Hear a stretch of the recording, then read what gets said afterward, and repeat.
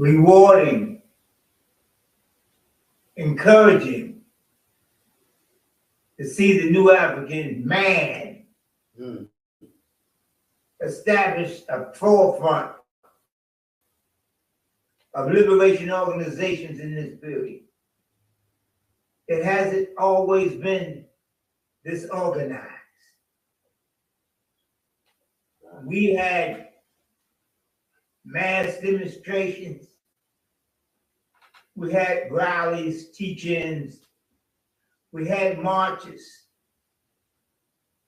But one of the weaknesses in the black man's role in this liberation was the ability to put together administrative predictability from the black man.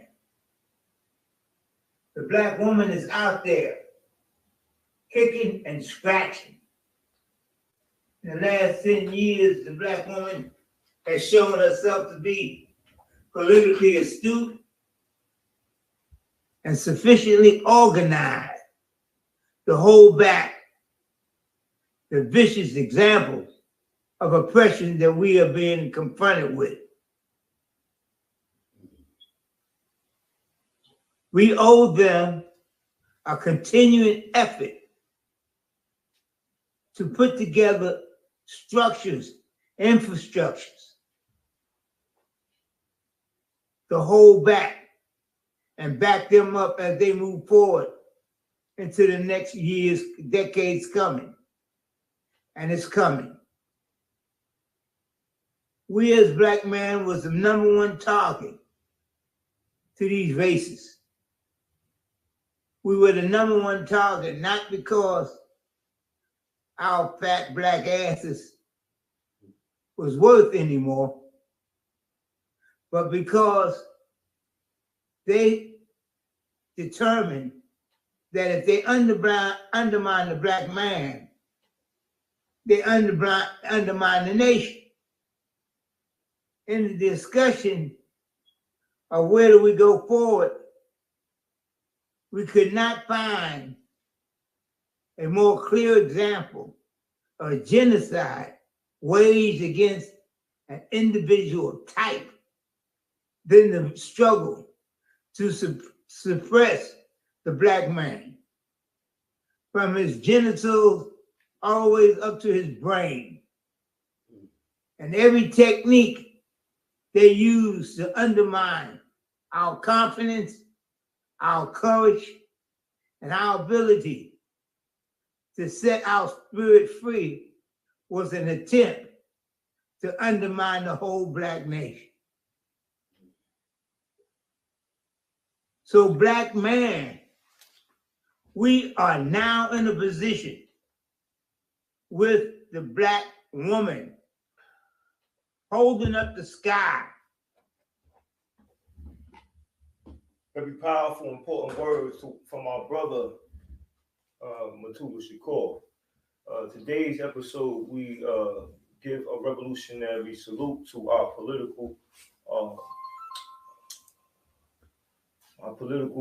former political prisoner, brother Dr. Mutulu Shakur. Those words are very important that we need to reflect on. Dr. Mutulu Shakur, in his own words, was a political animal at one moment in his life. Well, actually, I would go on to say that was for the duration of his life, because he never wavered away from what he needed to stand up for, and he committed himself to a number of organizations to produce what he thought was correct regarding the forward moving of people of African descent. And for those who are viewing for the first time, my name is Brother Frank, and I'm a former political prisoner, Abdul Haq Islam.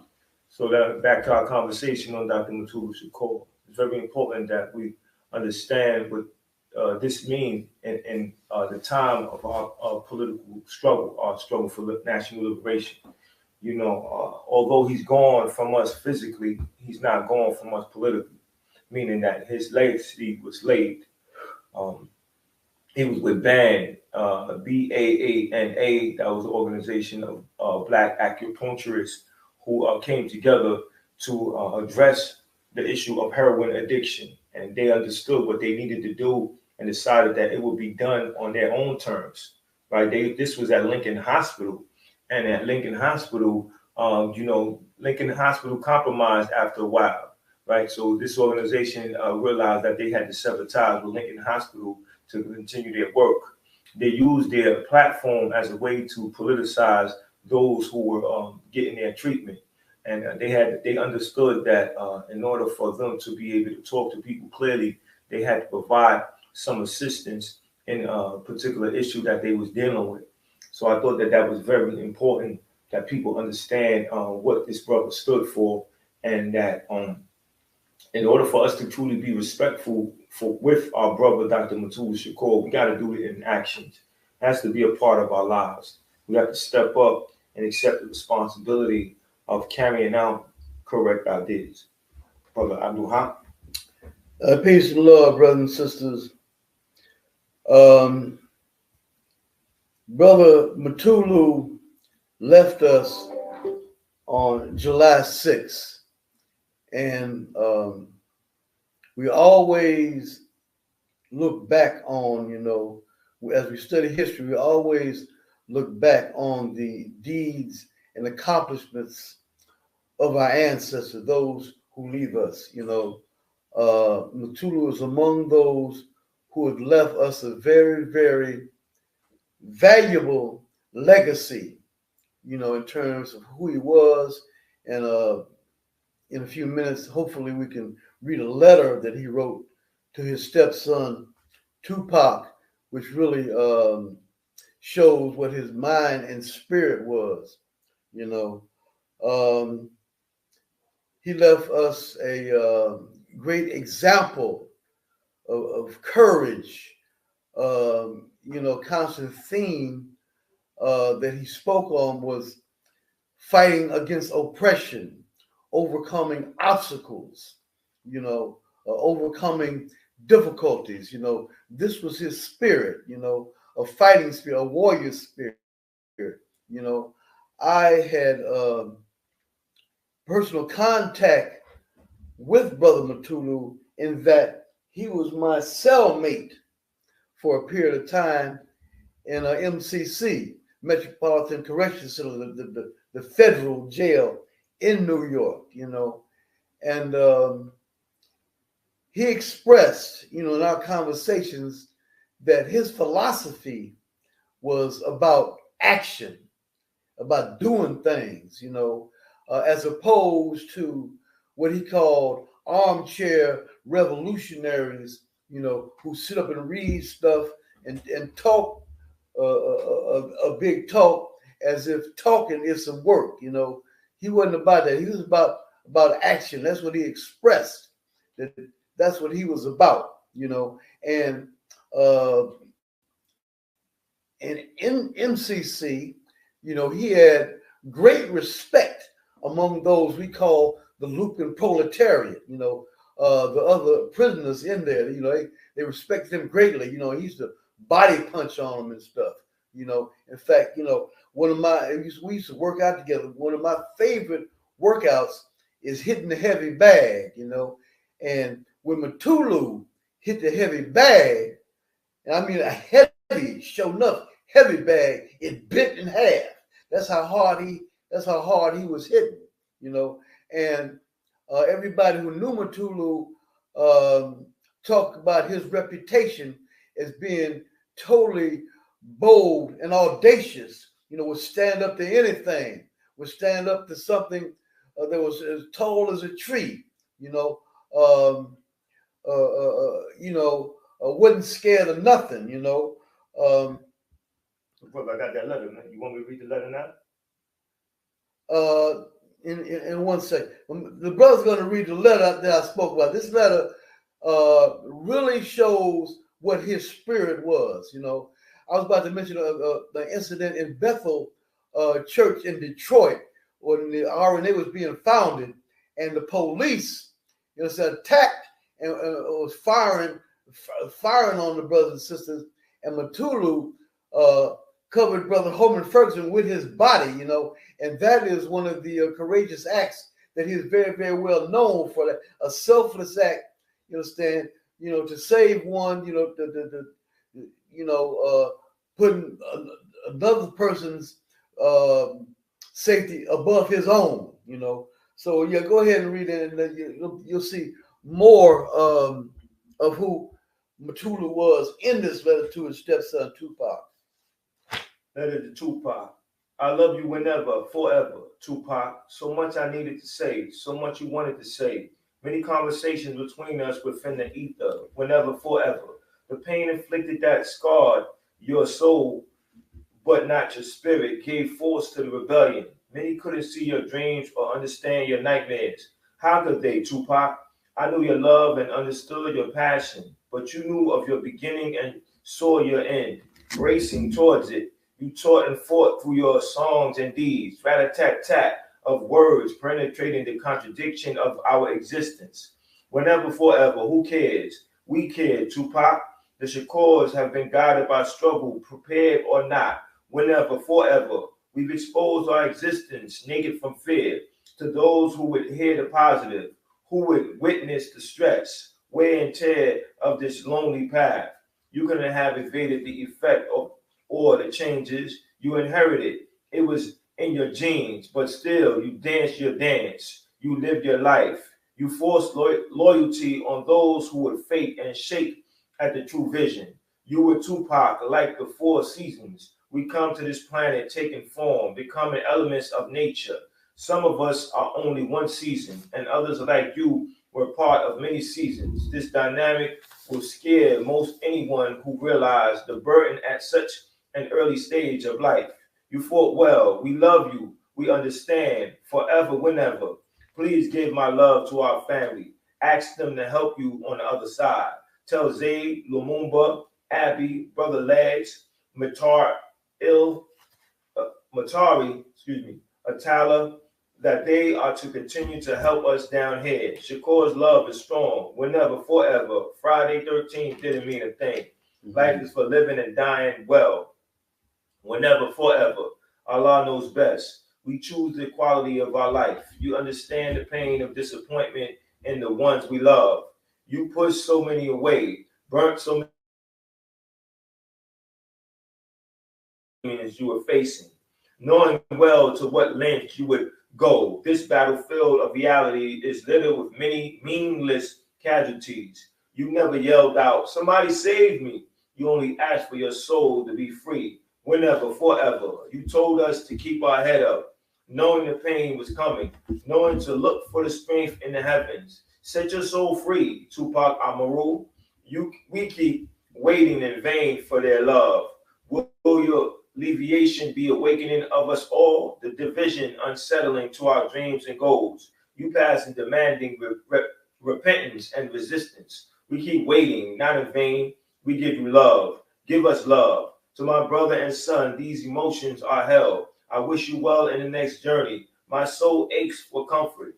In our next life, we will finish our unfinished journey. Whenever, forever. For now, Tupac, we will hold our heads up. This journey is at an end. Your ashes are in the wind. Friends and enemies will have to look to the stars. You are truly a star navigating through the dynamics of this. Your path chosen before you arrive. Lessons we've gained will materialize after you're gone.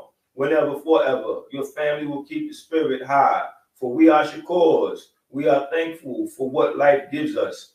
Through the pain and the struggle, we are blessed by the victory. Go forward, Tupac. The victories we will teach your mission. We are thankful for you. We love you, Tupac Shakur. We ain't mad at you. We'll be better because of you. So now I give you my tears so I might assimilate your loss, and I can live on in peace, knowing I will feed your spirit with my unconditional love, knowing you will need it on your next journey. May Allah bless your deeds and forgive your errors. Tupac, come to me and give me strength. Love always, your father, friend, comrade, Mutulu. Right on, right on. Powerful, powerful. To me, that shines light on who Mutulu was, mind, heart, and soul. A poem eloquent statement to his son, on the themes of holding your head up, struggle, fighting, the strength, in those words, to a son who has departed, to Mutulu in a state of heartbroken state. You understand? And those words, are valuable for us today, to inspire us, to impress upon us again and again the value of struggle, the need for struggle, the importance of us going all out, putting our lives on the line. This piece, demonstrates that Mutulu's whole life was about freedom, fighting for freedom, a love for our people, Absolutely. So this is something that we will hold as a treasure, and that inshallah the folks will look on these words again and again and again, to get the meaning in our hearts, and to inspire us along this path, and push us forward, and let us know that our victory is certain. Absolutely, and I think that what's being said when I read that letter is his relationship to Tupac and how deep it was, and he understood that Tupac represented brothers that were going through a number of challenges, and so although the letter was specifically to Tupac, the letter I think also can be applied to a generation searching for clarity, a generation searching for their understanding of what life means to them, and why there are certain issues that are in existence, and and once identifying those issues in existence, then what you need to do to it, or how you confront it. That's how I took that letter, and I looked at that letter as something that was written to me at that time, because I'm not that much younger than Tupac, so I was going through challenges that he was going through. Of course, he was on a whole nother level because of his celebrity status, but yet still, as a black man, a man of African descent, living in an exploitative world, an oppressive system, we're faced with those challenges. So we have to look at that letter as being directed to us specifically. So when we look at the legacy of Dr. Mutulu Shakur, we're looking at a legacy of accountability. And like I said earlier, he's gone from us physically, but he's not going from us politically. He left a body of work that we can utilize in dealing with our situations. And, in that interview prior to us coming on, well, in the interview that was the introduction of us coming on, he talked about him being immature as far as not joining the Black Panther Party, not out of lack of disrespect or respect, rather. It was about him being in a certain predicament at the time he was in, and him understanding that, certain times are not the best time to be a part of something because of where you at. He had to grow, he had to elevate, he had to mature politically in making a decision on the level of commitment that he would make to an organization. So I thought that said a lot about him as a person. He understood that he was not perfect. He had flaws like we all do. And he understood that he had to work on himself. And then once he was working on himself and he made the necessary adjustments regarding his political development, then he made a decision on where he would be and what level of commitment that he would make. And that's evident by the many years that he spent in prison, over 37 years. The state neglecting him, the state treating him in a manner that, they want to treat him because of what he represents to his people, to all of us. And I think that, sometimes we as organizers, I'm not talking about just me or Abdul Haq or or one organization. I'm talking about every organization that chose to take a stand to free political prisoners. You know, when you get granted a compassionate release and you're a political prisoner, let's accept that as a victory, as a people's victory. Because let's be clear, the state is very vicious. They don't want to free no political prisoner. They want you to die on their terms. They want you to die in prison. They want to discourage anyone from following your example. So when we get our political prisoners free, regardless of how it's done, we have to accept that as a victory, a moral victory. So it gives us inspiration to continue this work. That's why when we came on today in the spirit of Dr. Mutulu Shakur regarding our accountability and how we decide that we're going to pick up the work and accept that responsibility to advocating for ideas that represent us in terms of moving forward as a collective. We displayed a number of political prisoners because that's what we think Mutulu Shakur represented. Not just himself, but all those who are continue to experience incarceration. We let those names be shown on the screen so people could know who they are, do some research, and spend time and write to a political prisoner. I wrote to Mutulu, he wrote me back, and it meant so much to me. And you know what made me write him? It was someone said that if you call yourself you can't call yourself a revolutionary and don't write political prisoners. That was an idea that I couldn't shake. I couldn't ignore. I had to do a serious self-analysis and tell myself that, you know, I have to step up. I have to do more.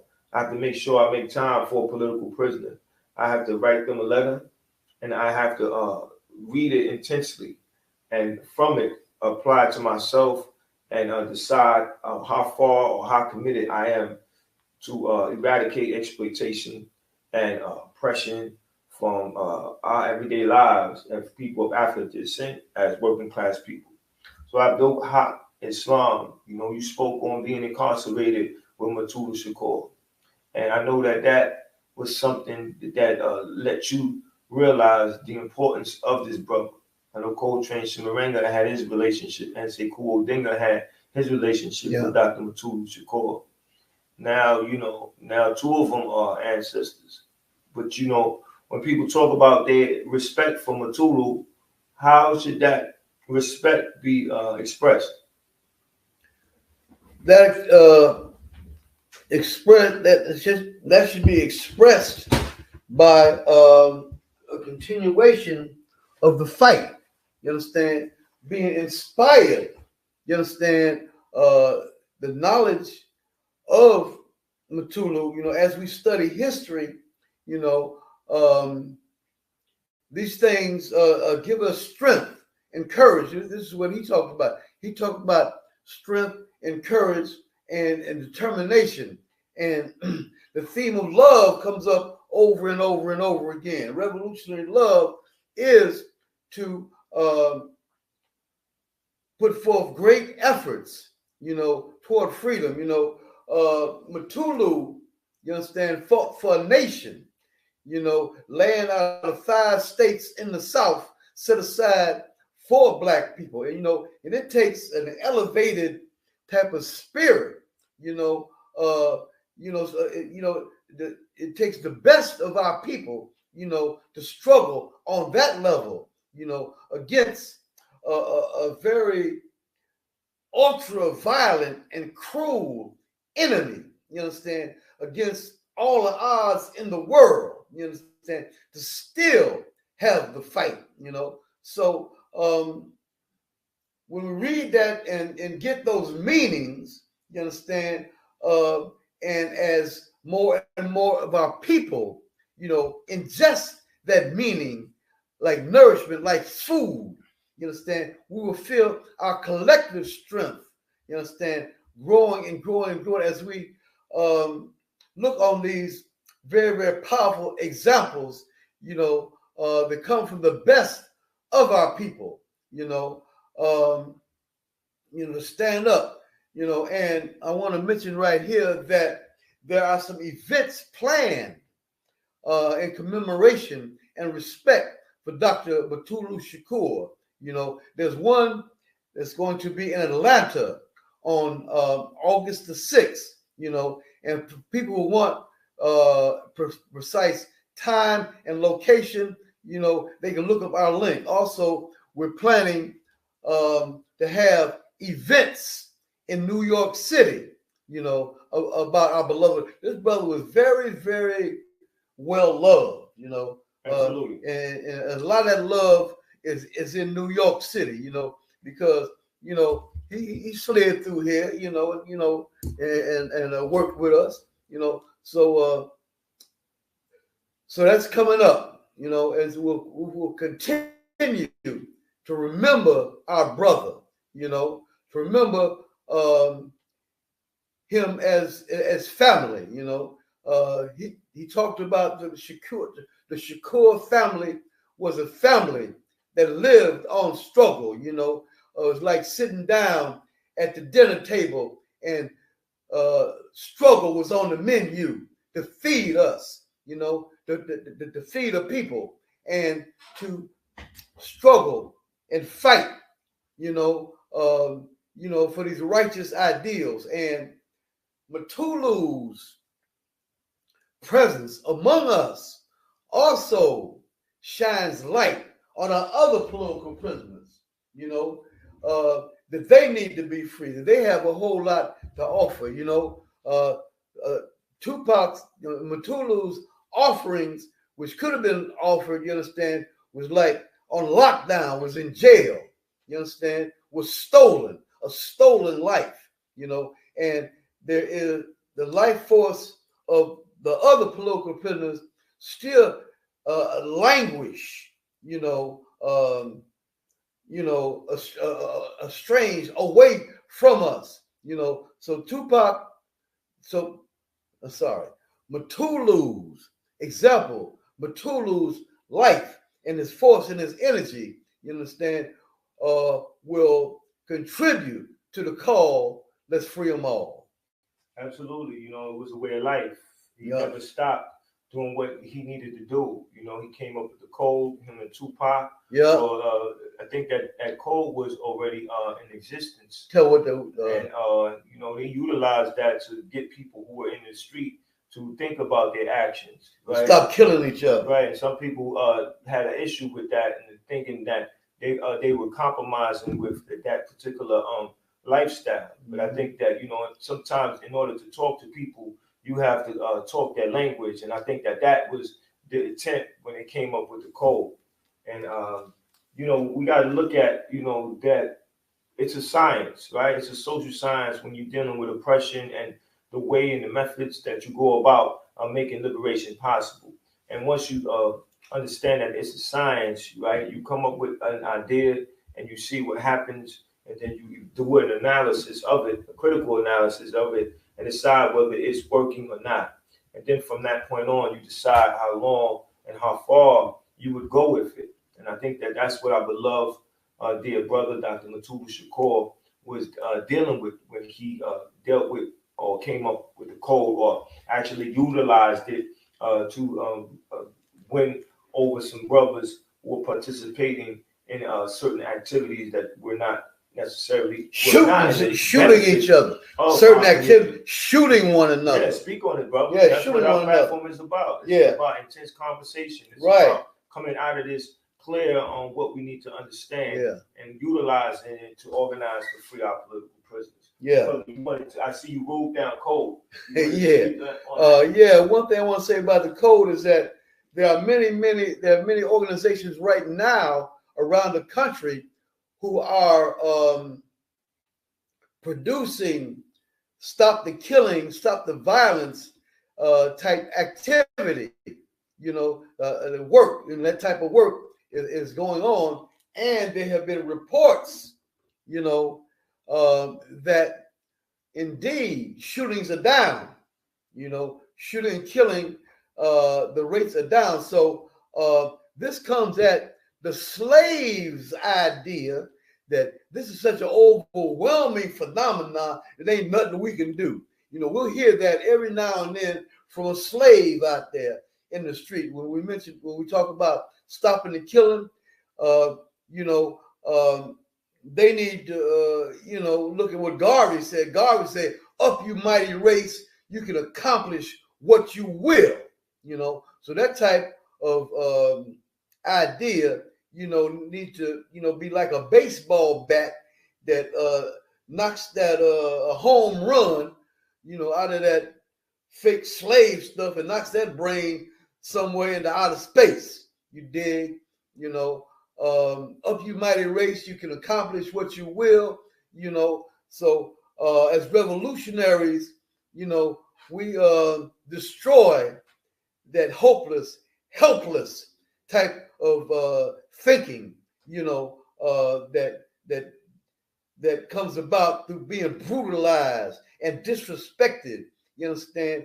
And you know, treated like dirt. You know, we rebel against all of that, and that's what our political prisoners is about. You understand? And that spirit needs to be out here strong. You know, so we encourage brothers and sisters, you know, to continue to fight, to make this fight for political prisoners a top priority in our fight, just as important as any other fight. You know, a child, you know, the death of children at birth, you know, healthcare, everything. All the fight for local prisoners need to be right up there among the A1 top priorities. What's to call free them all. Yes, well said, as always. So once again, we appreciate your time. We ask that you share it with 10 people. Be like Mutulu Shakur and continue to fight for our people. Give it all you got, and always, always be motivated by love. Peace and love, y'all. Peace and love.